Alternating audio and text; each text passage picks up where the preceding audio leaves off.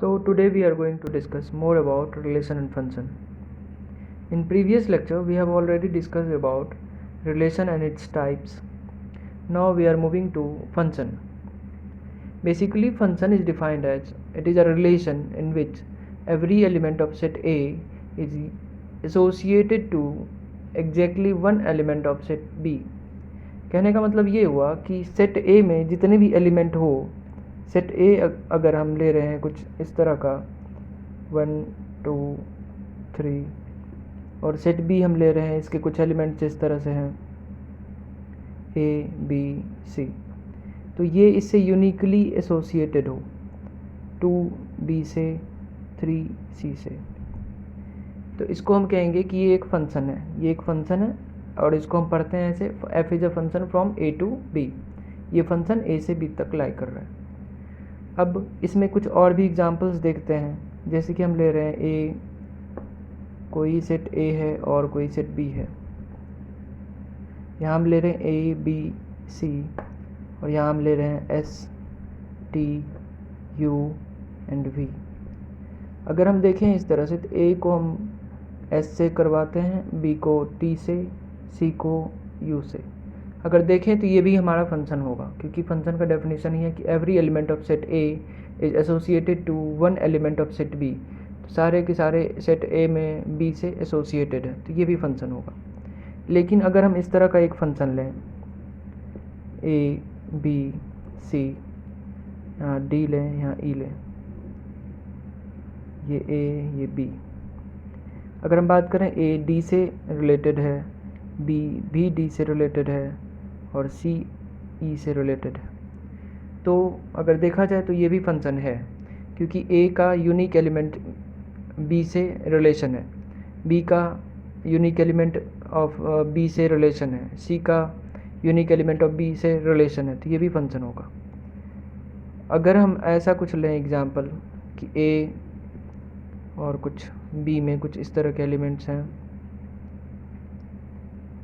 इसमें -1 1 -2 एंड 2 है और इसमें 1 2 3 4। अगर इस तरह का हम एलिमेंट लेते हैं कि -1 1 से रिलेटेड है, 1 2 से रिलेटेड है, -2 4 से रिलेटेड है और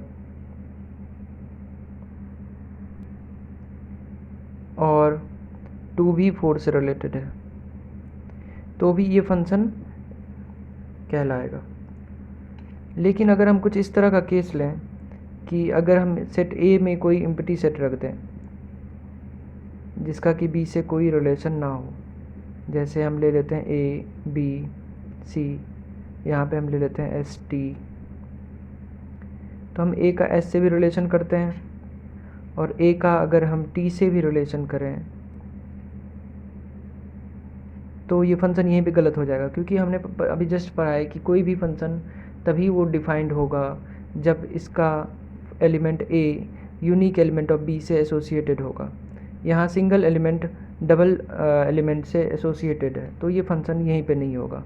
आगे भी देखा जाए बी यू से रिलेटेड है, तो यहाँ पे एक एम्प्टी सेट भी बच रहा है। ये दोनों बात यहाँ पे गलत हो रही है कि एक कि सेट ए में कोई भी एम्प्टी सेट नहीं होना चाहिए, नॉन एम्प्टी सेट्स होना चाहिए सेट ए में, और दूसरी बात ये ए का सिंगल एलिमेंट से एसोसिएटेड होना चाहिए, ये सिंगल एलिमेंट डबल से एसोसिएटेड है, तो ये दोनों बात गलत हो रही है, इसी वजह से ये फंक्शन नहीं होगा।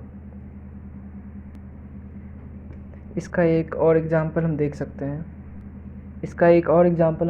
हैं कि अगर कोई फंक्शन दिया हुआ है, इस फंक्शन में टोटल एलिमेंट्स ए में है 2 4 6 एंड 8 और बी में कुछ एलिमेंट्स हैं इस तरह से S T U V and W.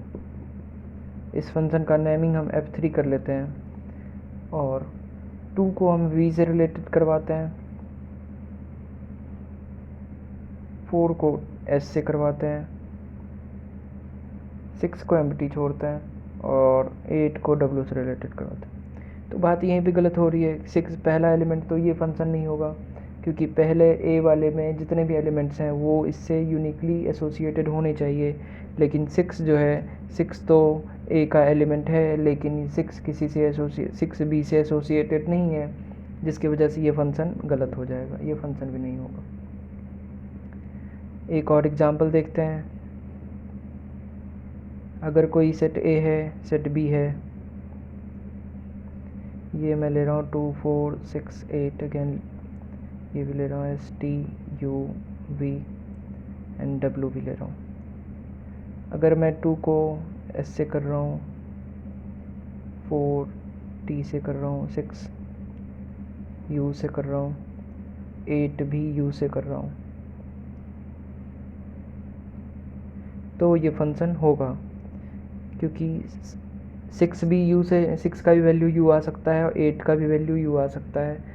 ये सेट ए और सेट बी का जब हम फंक्शन देखेंगे तो ऐसा हो सकता है, जैसा कि हमने पढ़ा है कि एवरी एलिमेंट। अब आके हम लोग डोमेन और रेंज के बारे में देखते हैं। तो एक हमने एग्जांपल ले रखा है, सेट ए भी है और सेट बी है, तो इसको हम ऐसे ही पढ़ेंगे, F is a function which is defined from A to B. तो यहाँ पे ए वाला टर्म, जितने भी ए वाले टर्म में जो बी से एसोसिएटेड है, इसको हम कहते हैं डोमेन, और बी वाले में जितने भी सारे एलिमेंट्स हैं उन सब को हम कहते हैं कोडोमेन। और जो ए से एसोसिएटेड रहता है उसको हम कहते हैं रेंज। तो यहाँ पे अगर रेंज की बात करें तो रेंज में हमें मिलेगा 1 4 9 16, 1 4 9 16। और डोमेन की बात करें तो डोमेन में होगा 1 2 3 4, 1 2 3 4। और कोडोमेन में सब के सब हो जाएंगे। कोडोमेन में अगर हम बात करें तो 1 4 9 16 25, ये कोडोमेन का पेयर होगा, और ये डोमेन का पेयर होगा, और ये रेंज का पेयर होगा। तो बात आती है कि अब डोमेन क्या होता है और रेंज क्या होता है। डोमेन होता है set of all possible values of x. Domain को हम डिफाइन कर सकते हैं, set of all possible values of x for which we get real value of y. Set of all possible values of x for which we get real value of y.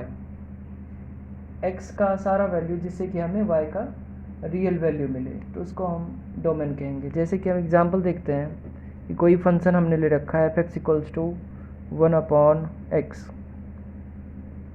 तो इसमें हमें domain देखना है। तो इसका domain जो होगा, इसका जो हम डोमेन देखेंगे तो domain x belongs to real number, x का सारा वैल्यू एग्जिस्ट करेगा एक्सेप्ट 0। अगर हम x का वैल्यू 0 लेते हैं, अगर हम x का वैल्यू 0 लेते हैं तो 1/0 आ जाएगा, और 1/0 नॉट डिफाइंड होता है। इन्फिनिटी के टर्म में हम लोग लेते हैं, ये नॉट डिफाइंड होता है। तो हमें देखना होता है डिनोमिनेटर के केस में भी। यहाँ पे अगर दूसरा एग्जांपल हम देखें, f(x = √x), तो हम जानते हैं कि रूट के अंदर x हमेशा डिफाइंड तभी होगा जब x क्या हो, ग्रेटर देन इक्वल्स टू 0, तभी रियल वैल्यूज मिलेगा। क्योंकि क्या रखा है, for which we get real value of y, ये f(x) ही y है, इसको हम y कह सकते हैं, y = f(x), y = f(x), f(x) ही y है, हम उसको कह सकते हैं। तो x का कौन सा वैल्यू के लिए y रियल वैल्यू देगा, तो x का हमेशा पॉजिटिव वैल्यू होनी चाहिए, मीन्स 0 या 0 से ग्रेटर। क्योंकि रूट के अंदर में अगर नेगेटिव आया, रूट के अंदर नेगेटिव आया तो वो कॉम्प्लेक्स रूट दे देगा, उसको कॉम्प्लेक्स नंबर कहते हैं या इमेजिनरी नंबर कहते हैं, जो हम आगे पढ़ेंगे। तो अब हम लोग रेंज को डिफाइन करते हैं। तो रेंज होता है set of all possible values, set of all possible values of y that we can that we can get by putting all possible values of x, all possible values of x in domain known as range.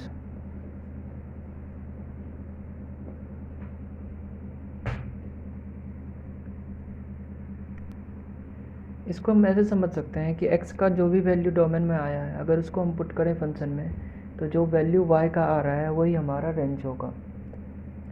जैसे कि अगर हम कोई equation देखें,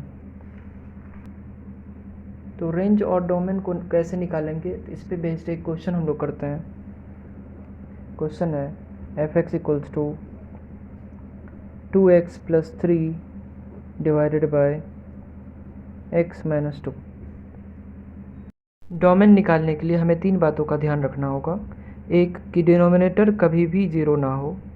दूसरी बात, square root के अंदर जो भी क्वांटिटी आ रहा है उसे हमें ग्रेटर दैन इक्वल्स टू 0 लेके ही चलना है, क्योंकि रूट के अंदर निगेटिव क्वांटिटी आएगा तो वो कॉम्प्लेक्स आ जाएगा। और तीसरी बात, कोई भी ट्रांसीडेंटल फंक्शन जैसे कि ट्रिगोनोमेट्रिक फंक्शन, एक्सपोनेंशियल फंक्शन, जो भी ऐसे फंक्शंस आ रहे हैं उन सब का खुद का एक डोमेन होता है, तो उनको भी हमें ध्यान में लेके चलना है। इस फंक्शन का हमें डोमेन निकालने के लिए सबसे पहले डिनोमिनेटर नॉट इक्वल्स टू 0 देखना होगा। तो x नॉट इक्वल्स टू 2, इसका डोमेन जब हम देखेंगे तो x belongs to real number होगा। x का सारा वैल्यू एग्जिस्ट करेगा, केवल 2 नहीं एग्जिस्ट करेगा, इसलिए हम 2 को -2 करके ब्रैकेट में लिखेंगे। इसका मतलब है कि x belongs to real number except 2। 2 को छोड़ के सारा का सारा वैल्यू के लिए ये एग्जिस्ट करेगा। इसका डोमेन यही हुआ।